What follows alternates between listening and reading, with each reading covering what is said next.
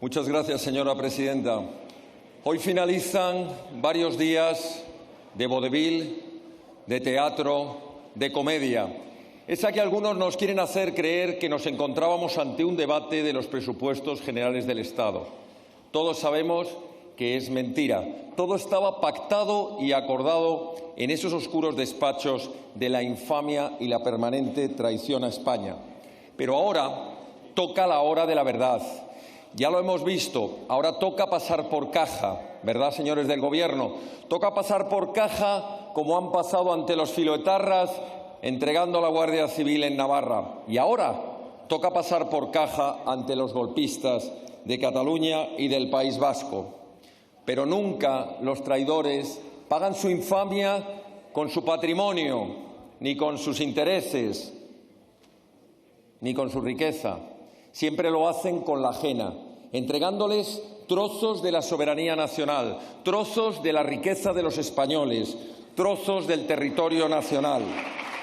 Y esto no es, como algunos repiten, un chantaje del secesionismo, porque hay voluntad clara de pactar, hay connivencia y complicidad del Gobierno para recibir a cambio el beneficio de unos presupuestos. Una proposición de ley que es un claro fraude de ley, de libro, del artículo 6.4 del Código Civil, porque nos lo presentan como una proposición de ley de grupos parlamentarios, lo que debiera ser, sin duda, un proyecto de ley orgánica de un Gobierno sometido a los controles y a los informes del Consejo General del Poder Judicial, del Consejo de Estado, del Consejo Fiscal, de la Abogacía del Estado.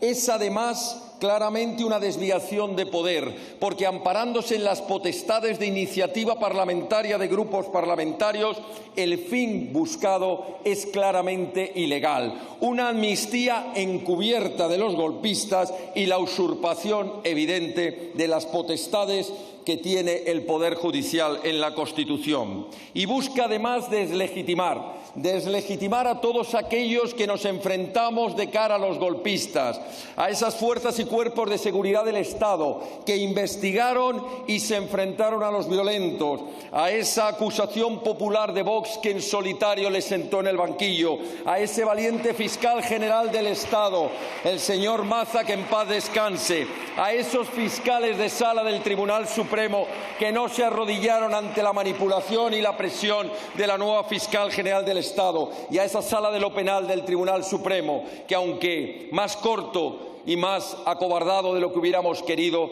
dictó una sentencia condenatoria. Y por contra, esta acción del Gobierno, esta iniciativa de sus partidos, lo que hace es legitimar claramente a los golpistas, a los violentos y a sus cómplices. Y los objetivos están muy claros. En aplicación del principio de retroactividad del derecho penal más favorable, reducir las condenas de inhabilitación de los golpistas, de esos que fueron condenados por graves delitos de sedición, de malversación y de desobediencia. Y también, cómo no, facilitar la vuelta, el regreso de los cobardes fugados de Puigdemont y sus cómplices. Pero Vox cumple. Vox dijo que les sentaría en el banquillo y les sentó en el banquillo.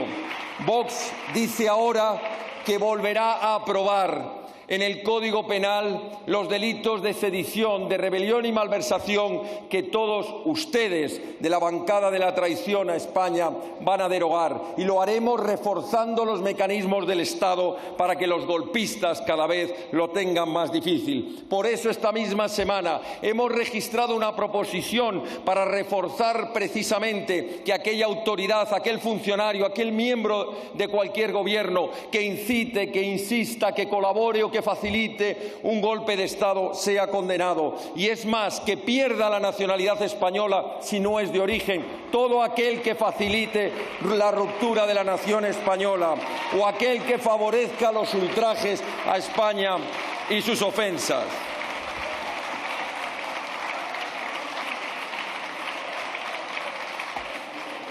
Este debate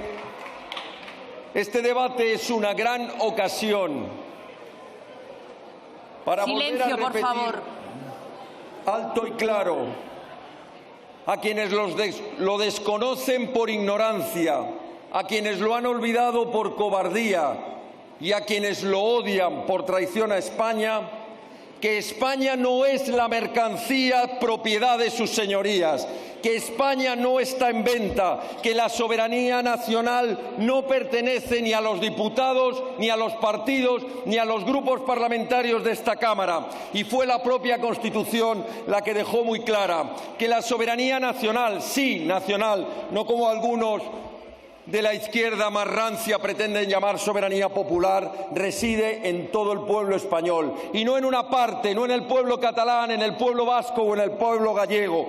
Y de esa soberanía nacional del pueblo español residen todos los poderes, como el poder legislativo, el poder ejecutivo y el judicial. Y fue esa misma Constitución, aprobada por la inmensa mayoría de los españoles, la que dejó bien claro que no existe Constitución sin nación, y en su artículo 2 dejó evidentemente claro que esta Constitución que nos ampara se fundamenta en la indisoluble unidad de la nación española, patria común e indivisible de todos los españoles. Y porque es indisoluble, España no se puede disolver ni en gobiernos mundiales globalistas ni en federalismos europeos. Y porque es indivisible, la unidad de España y su soberanía no se puede dividir, termino, presidenta, no se puede dividir ni en regiones ni en provincias. Les pido silencio, por favor.